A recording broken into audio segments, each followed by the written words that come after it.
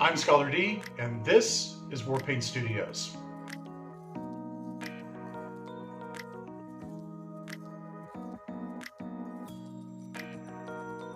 In this video, we're going to be painting up some Ironskull boys from the Warhammer Underworlds set.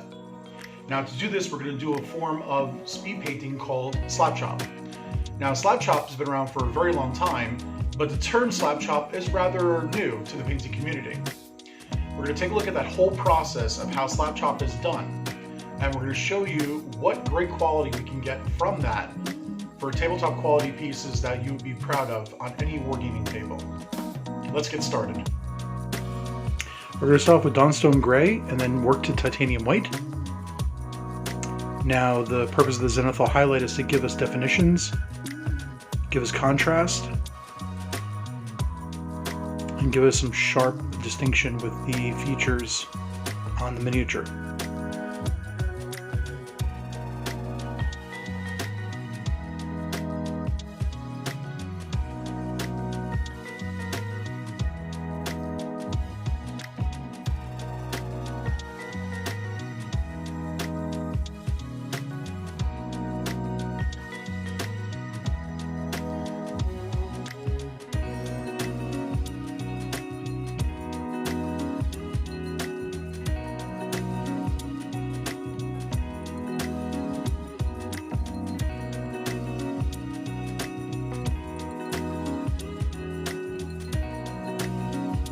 Now with dry brushing these textured layers of gray to white, it gives us a lot of definition. We could also use other types of paints, including metallics, especially if you want to make the metals in the miniature really stand out using contrast paints. In other words, red armor, gold armor, things like this.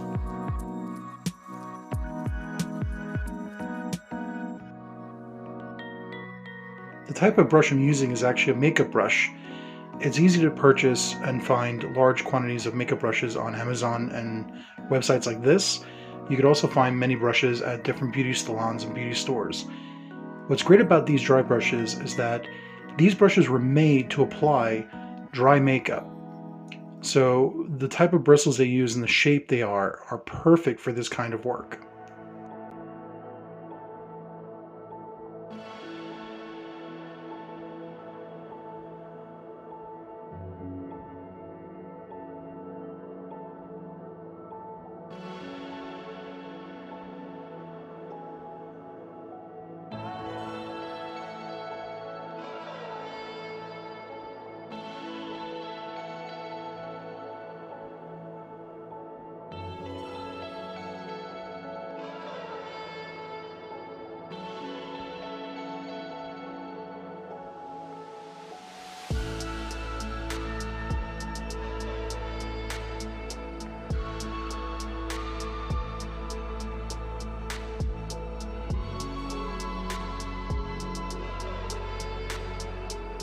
Now remember, when you are dry brushing, you don't want to start always at a very deep angle from 90 degrees or from even underneath. You can do some underpainting with this.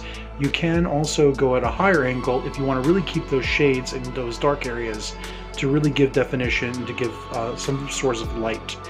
We're now applying the titanium white to the figure to really bring out the outermost edges of the details that you can see. Now, I'm not going to go for a very steep angle for 45 degrees or higher because I'm not worried about there being any form of light source or any form of a concept of where we see the figure, because this is going to be for the tabletop, so I'm not really worried about that. I really want people to see definition and detail when I'm completed with this project.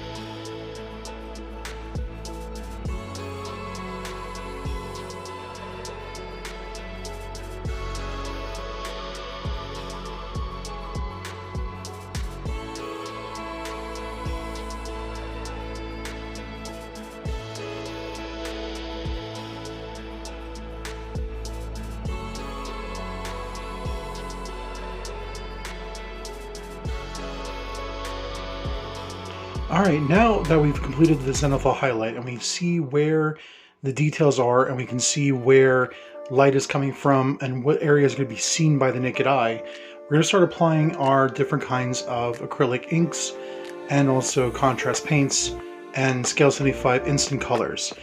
Now, this is just some green thinned Scale 75 color called Cucumber from their instant line.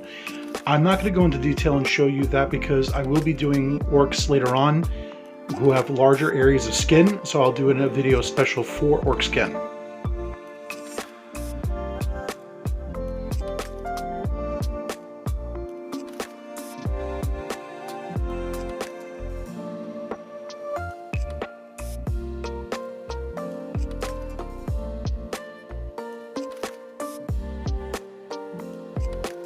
Okay, now we're going to move on to Iridium Yellow, which is a contrast color from Citadel, and we're going to apply it to their armor. Now, their armor is not a very metallic armor. It appears to be more painted on, so we're going to apply this over the Zenithal highlight to get highlights of the armor, and then later on we'll apply regular acrylic paints to highlight the definition of the armor and the edges of the armor.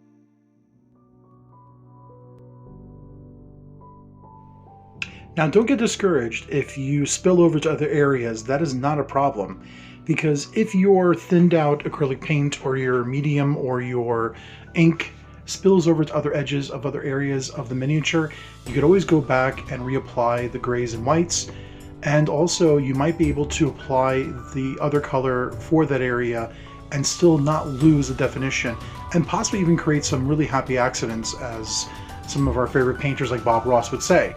Now, sometimes when you spill over and you have these mistakes that happen, it lends more of a realism to it. That there's messiness, there's dirt, there's grime, there's stains, and things like that. So don't be discouraged. It doesn't have to be perfect. It shouldn't have to be perfect. You'll see later on in some of the videos I do how messy and sloppy sometimes the painting process can become. So don't be discouraged by that.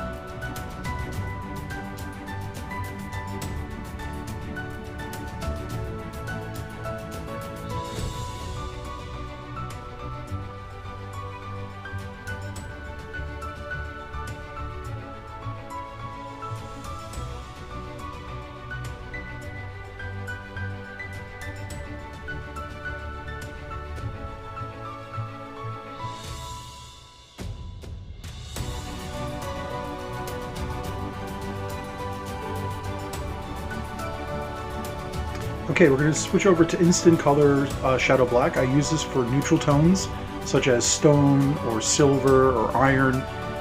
Even the fur I'm going to use it on to create more definition, get back a little bit of that shadow from the primer. And then we're going to switch over to Blood Angels Red. So this color we're going to use on the cape. And as you can see, thanks to the Zenithal highlighting with the cape, you definitely get those shadows in where the cape bends and folds, and where the cape billows and rises, you get more of the red color.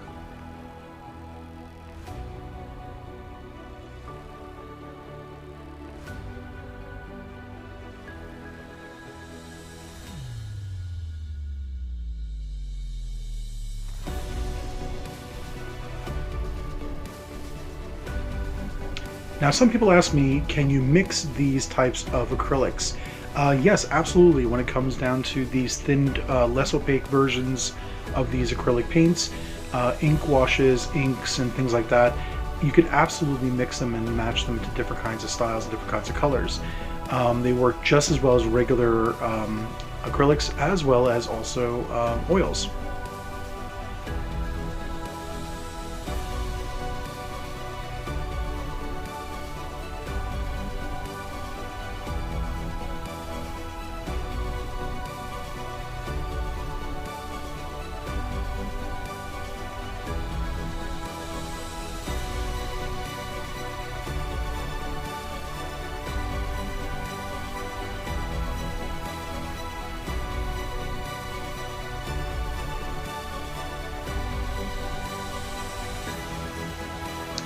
Now we're going to switch back to another type of brown. This is Dark Oath Flesh, and we're going to be adding this to all of the pieces of leather, straps, frogs, and also parts of the fur. If you look at the fur, you can actually make out different kinds of patterns.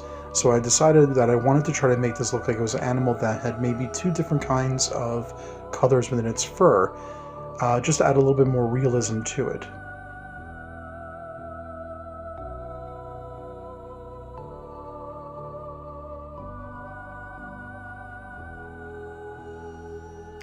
Okay, now we're going to add a Lamenter's Yellow.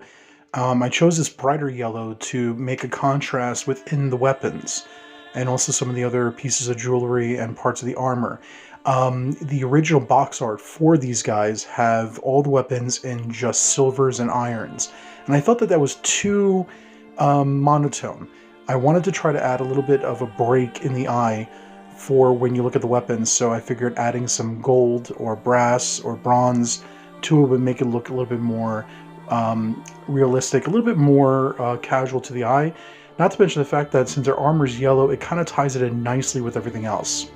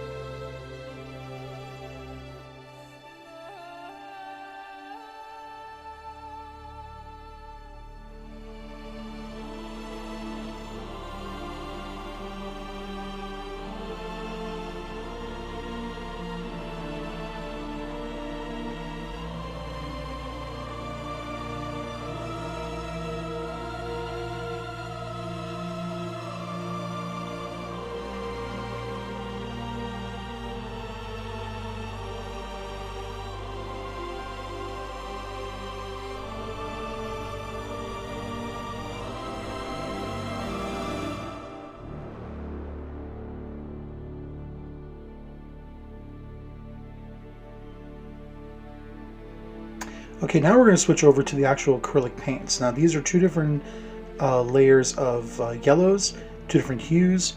We're going to use these to start outlining the armor. We're going to go with the darker one first to cover up the edges and to just hit the spots that would be seen with light and that are visible to the naked eye. And then we're going to go back with the lighter yellow to hit edges and tips and corners, just to give it a little bit more of a contrast, a little bit more of a realism to light being projected onto these areas, And again, this is just a process that you have to kind of eye yourself. Never worry about whether or not it looks right or not. You do it, you get it on there, and you go back and take a look at it. You can always repair it and always fix it. There's patterns on armor, especially armor that isn't very metallic, that light will give. And you don't have to worry about whether or not you're following a textbook look to how the armor is supposed to look. You have to be happy with the way it looks. And sometimes, like I said before, accidents happen, patterns are a little off. It doesn't look like what you'd expect to see maybe in a book or maybe in a piece of art, but it still works, especially if you continue through the rest of the miniature. If you keep that same style going, it becomes more believable, especially when you see it in a broader picture. Sometimes we painters look at things in too much detail, and we look at maybe a gauntlet, like here in this moment, and think, oh, that doesn't look like the rest of the armor. But then when the rest of the armor looks like the gauntlet, it becomes a little bit more permissible, a little bit more realistic, a little bit more believable.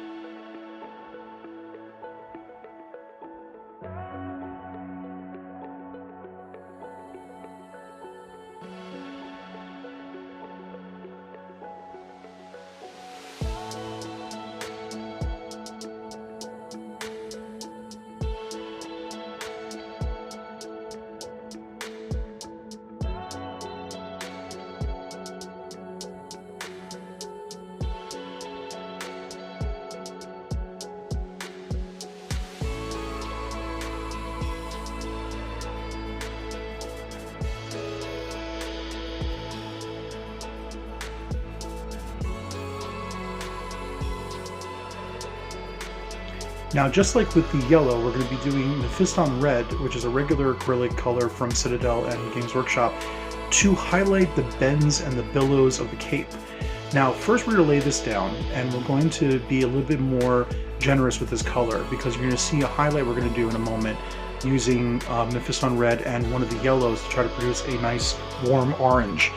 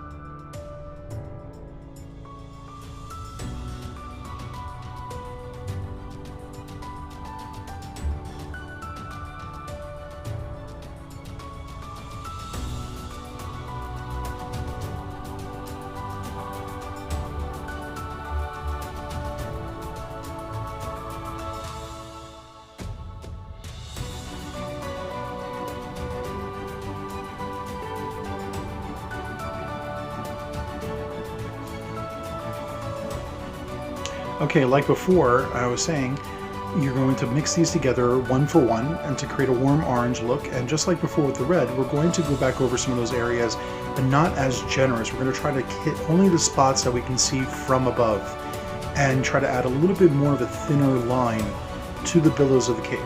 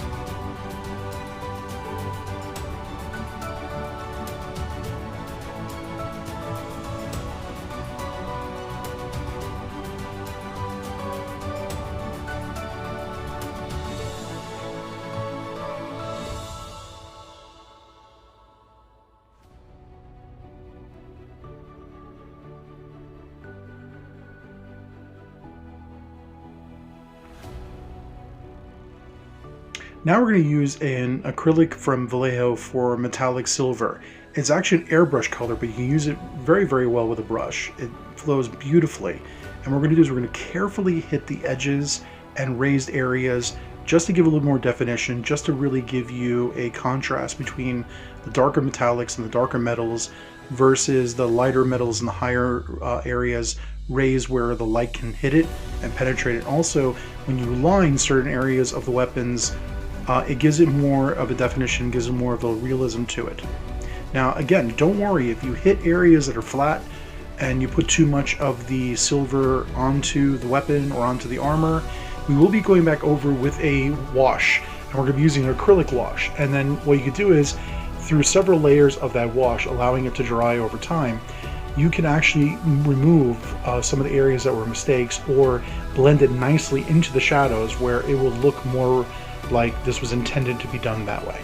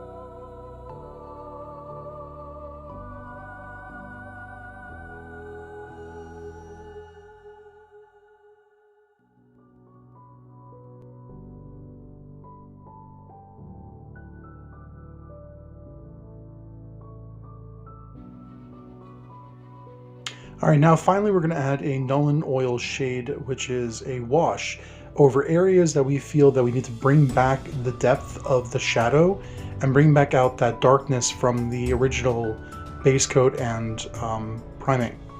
Now this will add a lot more definition to what you just painted, You don't have to put it on liberally. You can put it on only in areas that you feel it's necessary. I like to kind of do both. There are some models where I just want to liberally cover it, and then some areas where I just want to hit certain spots. And also, people think that you just add one layer of it and then walk away. That's not necessarily true, because sometimes the washes will not dry exactly where you want them to. So you want to go back and reapply washes as necessary to get the right definition and shade and shadow that you really, really want to bring out in those miniatures.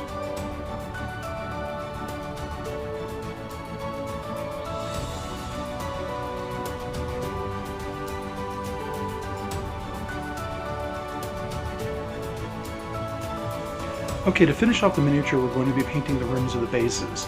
Now, a lot of people like to go with just regular black. Games Workshop has gone through phases where sometimes they will paint their rims black, they'll paint them brown, they'll paint them green, but depending on how you want your miniatures to look and depending on how the bases are done, I like to choose black for Age of Sigmar and for 40k. Now for Lord of the Rings, sometimes I'll paint them brown because most of the miniatures you see in the magazines for Games Workshop are painted with the rims in a relatively brown or almost leather kind of color.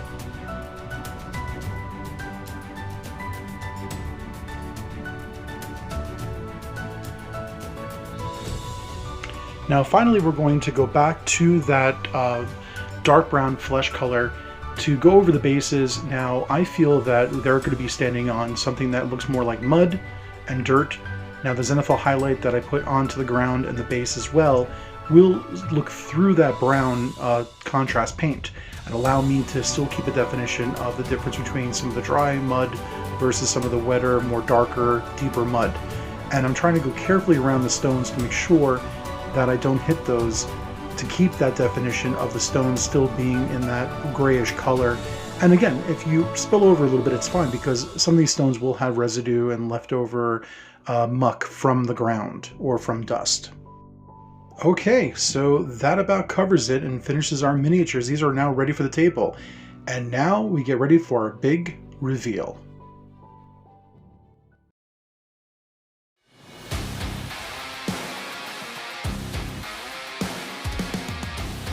Okay, here are our 4 Ironskull Orc Boys, ready to go on the table for Age of Sigmar or for Warhammer Underworlds. I really hope you enjoyed this tutorial. Please like and subscribe and share, and stay tuned for more.